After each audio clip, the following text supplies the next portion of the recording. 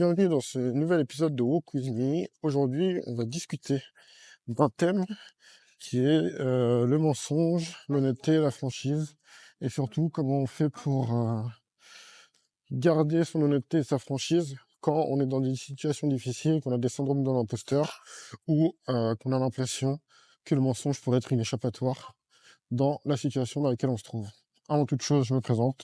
Je suis Alex, fondateur de Better People. On accompagne les entreprises dans leur stratégie IA au quotidien sur des sujets de formation, recommandations stratégiques et implémentation technique. Donc, aujourd'hui, je vais parler du sujet du mensonge et de la franchise. Un peu ces deux faces d'une même pièce parce que c'est un sujet que j'ai déjà pas vu traité sur Internet. Et ensuite, c'est un sujet aussi qui est, je pense, vraiment important, notamment quand on monte un projet, qu'on est débutant, qu'on va avoir un peu un besoin de légitimité et un besoin de se rassurer ou de faire des promesses trop grandes par rapport à notre capacité de livraison quand on est début d'un projet. Alors, je suis à Paris, et avec Paris 2024, donc ils ont décidé de tous faire les travaux en même temps. Donc, si jamais il y a des petits problèmes avec le son, je suis désolé. Donc, comment faire en sorte d'être franc, honnête et comment éviter de mentir. Déjà, pour ça, on va essayer de comprendre quand est-ce qu'on est tenté de mentir dans notre quotidien et surtout dans notre quotidien professionnel. On va être tenté de mentir pour éviter la honte. Donc, par exemple, on a dit qu'on devait faire quelque chose, on l'a pas fait. On sait que on n'a pas de raison légitime de ne pas avoir fait cette chose. On va être tenté de mentir ou en tout cas d'arranger la vérité pour que la faute soit pas totalement sur nous et nous dédouaner de cette faute. Donc, il va y avoir ça, il va y avoir, on va être tenté de mentir par mauvaise foi parce que on espère avoir un gain important vis-à-vis vis-à-vis d'une certaine situation parce que ça peut nous faire gagner beaucoup de temps ou d'argent sur le court terme parce que ça nous permet d'avancer nos idées avec beaucoup plus d'aplomb. Et ça va être aussi des leviers qui vont faire qu'on va avoir tendance à mentir. Le premier truc à faire, c'est de calculer le retour sur investissement d'un tel mensonge et la valeur de la confiance que les gens nous prêtent par rapport à ce on perdrait si on brisait cette confiance. Donc ça déjà, ça va nous faire réfléchir à deux fois avant de s'embarquer potentiellement dans un mensonge et dans des paroles au-delà du mensonge, des paroles que on ne pourra pas assumer et qu'on regrettera plus tard. Ensuite, il va y avoir la franchise. La franchise, c'est dire la vérité de manière proactive, surtout quand on a un certain enjeu au-dessus. La franchise, elle vient avec une certaine dose de courage, et si elle est trop importante ou trop récurrente, elle peut venir comme une certaine dose pas forcément de lâcheté, mais de, de négociation, de délation. Donc, il faut faire attention, ou même parfois de sournoiserie. Et donc, il faut faire attention avec la franchise, il faut réussir à bien la doser.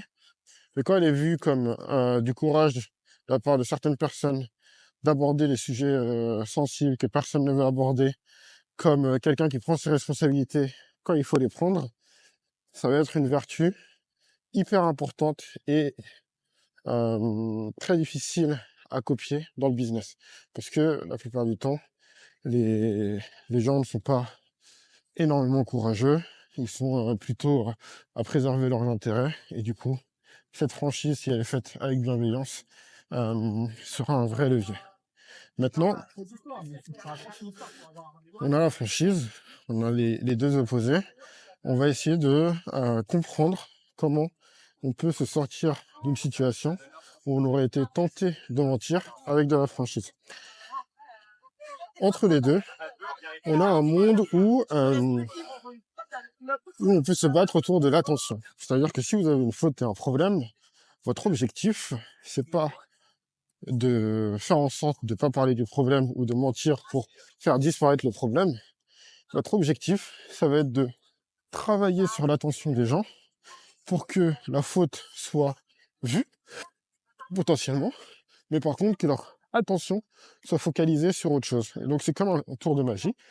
Si par exemple, vous avez oublié de faire une relance client, par exemple, c'est des choses qui arrivent, qui peuvent arriver assez souvent. Vous avez dit au client, je vous renvoie dès demain. Vous n'avez pas renvoyé dès demain. Et en fait, vous avez procrastiné ou sinon vous avez tout simplement oublié. Vous n'allez pas dire au client avec lequel vous essayez de contractualiser qui est votre urgence du moment que vous l'avez oublié. Ça va pas le faire et du coup, vous allez casser dans une certaine mesure la confiance que vous avez ensemble. Mais du coup, ce que vous pouvez faire, c'est que vous pouvez diriger son attention sur autre chose. Désolé pour la latence. Voici votre document. D'ailleurs, je vous ai rajouté une ristourne de 5% pour pouvoir m'excuser. Ou d'ailleurs, la prochaine fois, je payerai le café quand on se verra. Comme ça me permettra de m'excuser. Et en fait, l'attention qui serait juste sur le mec est en retard, en plus s'excuse pas. C'est vraiment un troublion ou un clown, va être dirigé vers ah bah tiens, je peux avoir un gain dans sa faute, dans son retard, qui peut que j'aurais pas pu avoir sans. Et donc on transforme ce problème en quasi-opportunité. Tout dépend de la contrepartie que vous mettez en face, ce qui va permettre de détourner l'attention de votre client et vous permettre d'avoir, en plus de votre franchise, des gens qui ne sont pas focalisés sur vos fautes, mais sur les solutions que vous apportez. Pareil, si par exemple, vous vous lancez dans un business et que vous avez un manque de crédibilité, de légitimité, et que vous trouvez que c'est une barrière, plutôt que de vous inventer de fausses références, vous pouvez tourner vos désavantages en avantages, en un levier plus intéressant pour le client.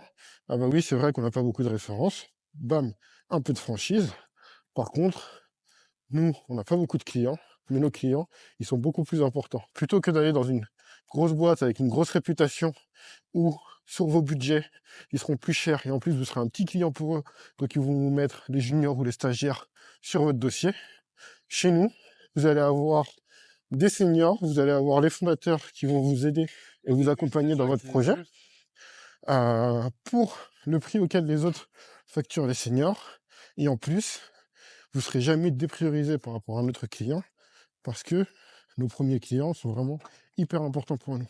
Et en fait, avec ça, on remet de la franchise, on détourne l'attention du problème comme étant un problème, on le transforme en solution et en opportunité. Et à partir de ça, grâce à ça plutôt, ça va nous permettre d'avoir beaucoup de vertus vis-à-vis de notre client.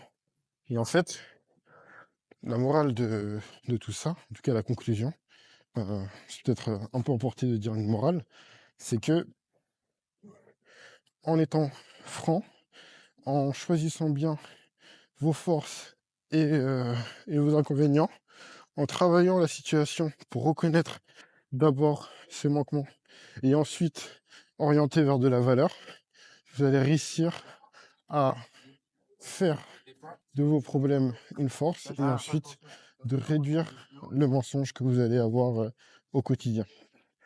Pour conclure, il y a Chris Voss, qui est un négociateur du FBI, qui a écrit un livre sur Ne coupez jamais la poire en deux, qui explique grosso modo que le compromis, c'est une mauvaise idée et qu'il faut réussir à trouver un terrain d'entente qui n'est pas 50-50 pour tout le monde, mais qui est donc pas le milieu entre A et B, mais un point C qui arrange tout le monde en changeant un peu le contexte. Bref, et du coup, il disait, parce qu'il fait de la négociation, il a fait ses classes en négociation pour prise d'otage aux États-Unis. Et du coup, il disait qu'il faut jamais mentir à un preneur d'otage qu'on n'est pas sûr d'abattre. Parce que quand on casse la confiance avec un preneur d'otage, elle pourra jamais revenir. Et du coup, si on est sûr de monter l'assaut et d'abattre l'ennemi, à ce moment-là, on peut se permettre de mentir parce qu'il n'y aura pas de répercussions. Mais par contre, sinon, les répercussions sont toujours plus grandes que les gains. Et donc, il faut faire preuve de franchise et d'honnêteté vis-à-vis des personnes avec lesquelles on négocie. Voilà, je vous laisse dessus. C'était Alex de Better People. N'hésitez pas à vous abonner, liker, partager la vidéo. Normalement, j'ai changé les miniatures. N'hésitez pas à me dire ce que vous en pensez. Est-ce que c'est mieux? Est-ce que c'est moins bien? Euh, Même dites-moi en commentaire comment vous avez trouvé la chaîne, si vous me connaissiez d'avant, si vous venez d'un autre réseau social, si c'est une découverte via YouTube. Et puis je vous dis à la prochaine pour un prochain Wokuzmi. Salut!